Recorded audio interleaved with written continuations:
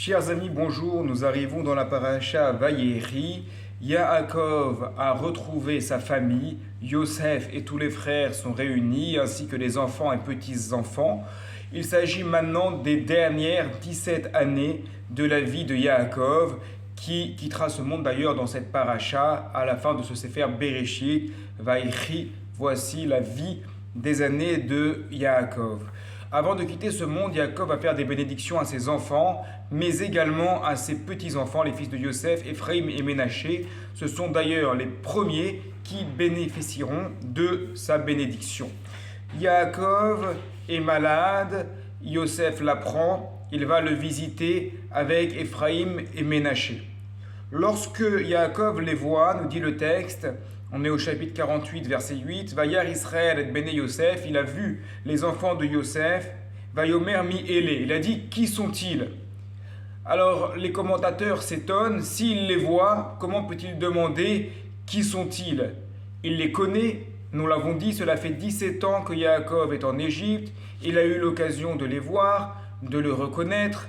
De plus, si Yosef vient voir son père qui est malade, accompagné de deux jeunes hommes, qui sont-ils si ce n'est les enfants de Yosef et donc les petits-enfants de Yaakov, Israël? Les commentateurs s'intéressent tous à cette question. Il y a plusieurs réponses. Nous allons nous attacher à celle du Malbim.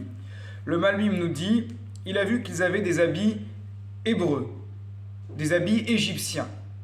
C'est-à-dire que les Bnei Israël s'habillaient comme des Hébreux, ils ne se mélangeaient pas avec les autres. Mais les enfants, Ephraim et Ménaché, ils avaient des habits égyptiens.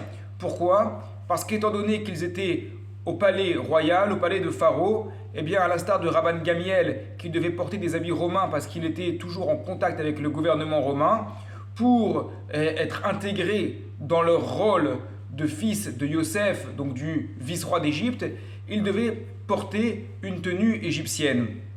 Lorsque Yaakov voit cela, il se dit, ou il dit à Yosef, mais qu'est-ce que c'est que cette tenue? Nous sommes les Bnei Israël. D'ailleurs, on voit dans le verset, nous dit bien, Vayar Israël, c'est Israël qui a vu. Nous sommes Israël, nous sommes habillés comme des Bnei Israël, comme des Juifs.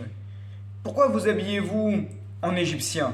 Et donc c'est un reproche qu'il fait un peu à Yosef. Tu n'as pas réussi à bien mener l'éducation de tes enfants. Mais Yosef lui répond, Banai em, ce sont mes enfants, c'est-à-dire, nous dit le Malbim, Vem tzadikim veire Hashem, ce sont des tzadikim, des justes, qui craignent Dieu.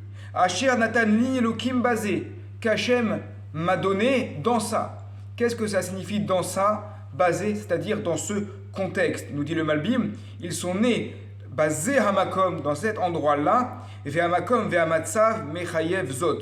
Et l'endroit, la situation, le contexte oblige qu'ils s'habillent de cette manière-là.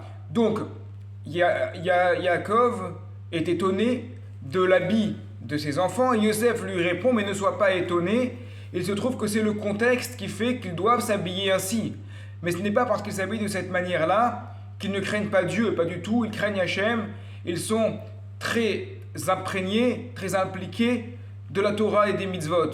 Et donc il ne faut pas se soucier de cela. Évidemment, Yaakov aurait pu le remarquer avant, puisque ça fait 17 ans qu'il habite avec eux, que ses petits-enfants n'étaient pas habillés comme des Bnei Israël. Mais comme on le voit dans la paracha de cette semaine, comme on le voit également, Moshe Rabbeinu, à la fin de sa vie, ils attendent toujours le dernier moment pour faire les réprimandes, afin que cela se fasse avec amour, qu'il n'y ait pas de rancœur par la suite.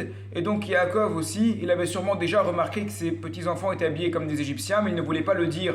Il y a déjà eu assez d'histoires de famille comme ça dans la famille de Yaakov, donc il attend le moment propice pour le dire, quelque temps avant sa mort. On a donc ici le prototype de cet échange, des fois qui est parfois difficile entre les générations, avec le grand-père, les grands-parents qui ne comprennent pas pourquoi leurs petits-enfants se comportent de cette manière, s'habillent de cette manière, prient de cette manière. Et sur le moment, ils sont un peu choqués, ils se disent mince, mais ils ne respectent pas la tradition qu'on leur a léguée. Et les petits-enfants qui vont répondre, des fois par l'intermédiaire de leur père, des fois eux-mêmes, qui vont répondre mais non, pas du tout, papy, mamie, on respecte très bien votre tradition, c'est juste qu'on est dans un contexte qui est différent, mais l'important n'est pas quelle va être l'apparence extérieure, mais comment, parce que l'apparence extérieure va être beaucoup liée évidemment à l'endroit dans lequel on évolue, Mais l'important, ça va être est-ce qu'on reste droit dans la Torah et les mitzvot? Est-ce qu'on reste sérieux dans la tradition? C'est pour ça qu'on fait la bénédiction à nos enfants, comme le dit Rashi dans la paracha de cette semaine, que vous soyez comme Ephraim et Ménaché, Simcha Elohim qu'Ephraim et Chimnaché, qu'Hachem te place comme Ephraim et Chimnaché. Il nous dit le Rav Elimum dans la voie de la Torah, c'est-à-dire que comme Ephraim et Ménaché, vous arriviez à évoluer correctement dans le contexte dans lequel vous êtes, à être intégré, mais en même temps rester fort dans votre identité juive, de votre pratique de la Torah, des mitzvot et de l'étude de la Torah. Shabbat Shalom à toutes et à tous.